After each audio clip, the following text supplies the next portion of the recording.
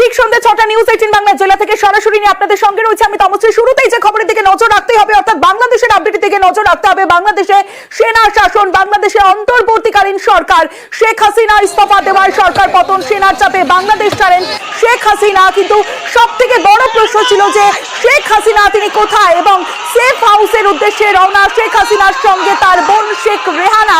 গত কয়েকদিনের অশান্তিতে নিহত প্রায় 300, মাসখানেক ধরে দফায় দফায় উত্তপ্ত হয়েছিল বাংলাদেশ, রক্ত ঝরেছিল প্রচুর। জনরোষের মুখে পড়ে বাংলাদেশের সুপ্রিম কোর্টে কোটা সংস্কারের পক্ষে রায় দিল।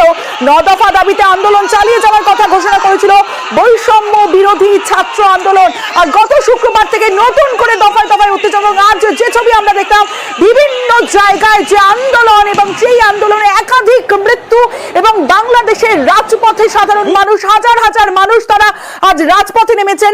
যেমনটা আমরা দেখেছিলাম শ্রীলঙ্কায় 2022 সালে, আপনাদের মনে করিয়ে দেব, যেখানে শ্রীলঙ্কায় রাজাপক্ষের বাসভবন তছনছ করা হয়েছিল, লুটের অভিযোগ উঠেছিল, সুইমিং পুলে নেমে পড়েছিলেন আন্দোলনকারীদের একাংশ। ঠিক সেই ছবি যেন 2024-এ পুনরাবৃত্তি হলো বাংলাদেশে। কিন্তু শেখ হাসিনা তিনি কোথায়, এই প্রশ্নটা যখন উঠছে তখন গাজিয়াবাদে তিনি শেখ হাসিনা। সরাসরি চলে যাব, মৈত্রী ভট্টাচার্য রয়েছে আমার সঙ্গে, মৈত্রী থেকে আরো আপডেট নেব। মৈত্রী, এই প্রশ্নটাই ছিল যে শেখ হাসিনা ইস্তফা দেওয়ার পর তিনি কোথায়, এবং এই মুহূর্তের আপডেট তিনি গাজিয়াবাদে রয়েছেন। এরপরে তিনি কোথায় যাবেন, কি কি আপডেট এই মুহূর্তে তুমি পাচ্ছ?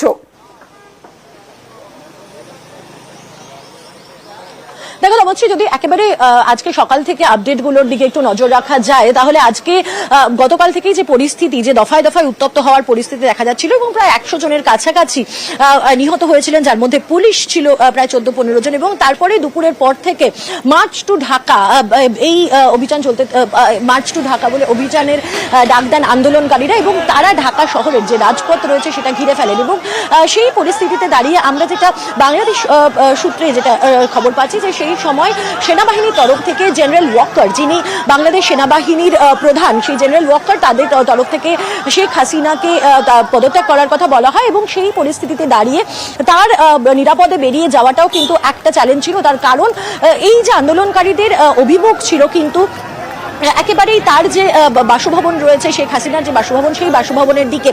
এবং বলা যেতে পারে যে শেখ হাসিনা এবং তার বোন, তারা দুজনেই কিন্তু খুব অল্প সময়ের মধ্যেই তাদেরকে বেরিয়ে যেতে হয়। তারা প্রথমে তাদের বাসভবন থেকে উড়ে একটি অন্য এয়ারবেসে আসেন, এবং সেখান থেকে সরাসরি বাংলাদেশ এয়ারফোর্সের বিমানে চড়ে তারা রওনা দেন ভারতের দিকে। এবং এখনো পর্যন্ত আমরা যেটা সূত্র মারফত জানতে পারছি, যে ভারতের কাছ থেকে তারা একটি সেফ প্যাসেজ চেয়েছিলেন, এবং সেই সেফ প্যাসেজ দেওয়া হয়।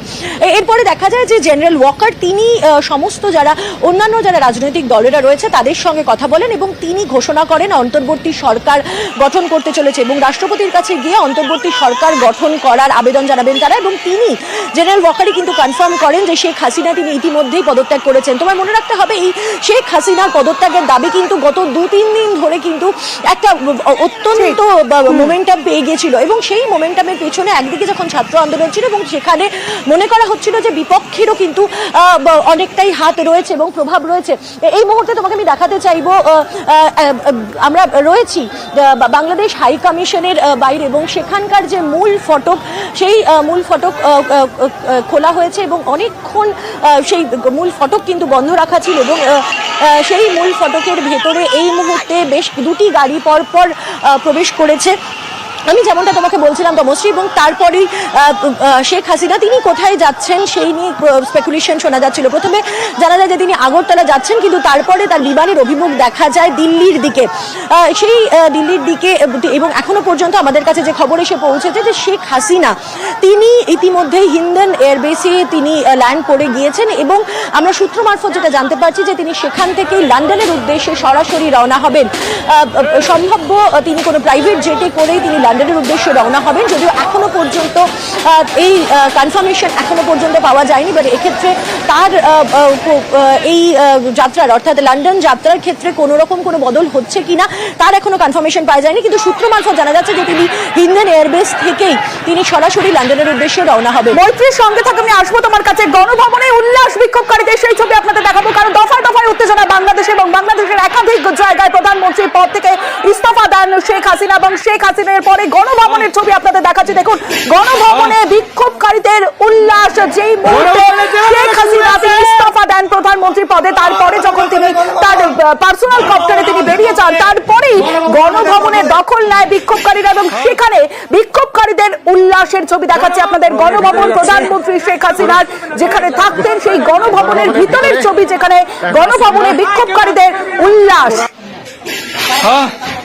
ঠিক ভিতরের ছবি আপনাদের দেখাচ্ছি, বাইরের ছবি দেখাবো। বিক্ষোভকারীরা বাইরে উল্লাস, কারণ প্রধানমন্ত্রী যেখানে তিনি যেই মুহূর্তে খবর এসেছে যে প্রধানমন্ত্রী পদে ইস্তফা দিয়েছেন শেখ হাসিনা, দেশ ছেড়েছেন, তারপরেই সাধারণ মানুষের মধ্যে উল্লাস। এবং সংসদ ভবনের ছবিটা দেখাবো এবার।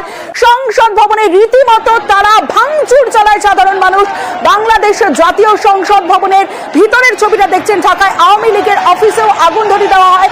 সংসদ ভবনের ভিতরের ছবিটা দেখাচ্ছে, যেখানে ভাঙচুর চালায় উত্তেজিত জনতা। যে ছবি, হাজার হাজার মানুষ রাস্তায় নেমেছেন, কারণ গত কয়েকদিন শান্ত ছিল, কারফিউ জারি শিথিল হয়েছিল, কিন্তু শুক্রবার থেকে আমরা দেখেছিলাম অসহযোগ আন্দোলনের ডাক দেয় এবং শুক্রবার থেকে দফায় দফায় উত্তেজনা ছড়ায় বাংলাদেশের একাধিক জায়গায় মিছিল। এবং বাংলাদেশ হাই কমিশনের সামনে থেকে আমাদের প্রতিনিধি মৈত্রী ভট্টাচার্য রয়েছে, মৈত্রী থেকে ঠিক আপডেট নেব।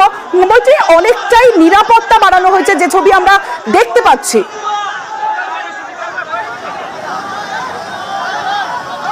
একেবারে তমশ্রী, দেখো আমি আরো একবার দেখাতে বলবো, যখন থেকেই বাংলাদেশের এই খবর প্রকাশ্যে এসেছে এবং যখন থেকেই শেখ হাসিনা বাংলাদেশ ছেড়েছেন সেই খবর সামনে এসেছে, তখন থেকেই কিন্তু বাংলাদেশ হাই কমিশনের বাইরে যে ইউজুয়াল নিরাপত্তা থাকে তার থেকে কিন্তু অনেকটাই নিরাপত্তা আঁটোসাঁটো করা হয়েছে। এই মুহূর্তে তুমি দেখতে পাচ্ছ দিল্লি পুলিশের একটি টিম, তারা এখানে নিরাপত্তা বাড়িয়ে দিয়েছেন এবং শুধু তার গেটের সামনেই নয়, তার পুরো চত্বর জুড়ে কিন্তু নিরাপত্তা বাড়ানো হয়েছে।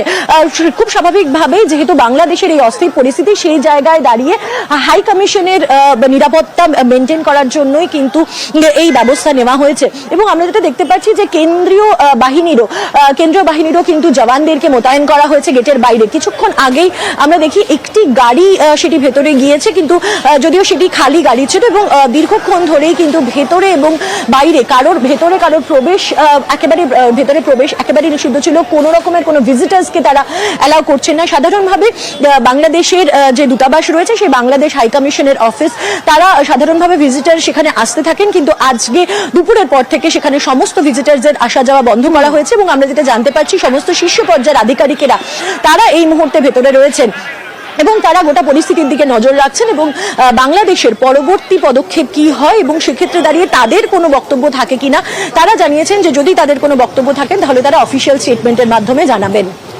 দেশমন্ত্রী, বাংলাদেশের প্রত্যেক মুহূর্তের আপডেট দেবো আপনাদের এবং পরিস্থিতি নিয়ে উদ্বিগ্ন মুখ্যমন্ত্রী মমতা বন্দ্যোপাধ্যায়। দেখাবো একটা ছোট্ট বিরতির পর, দেখতে থাকুন জেলা থেকে সরাসরি।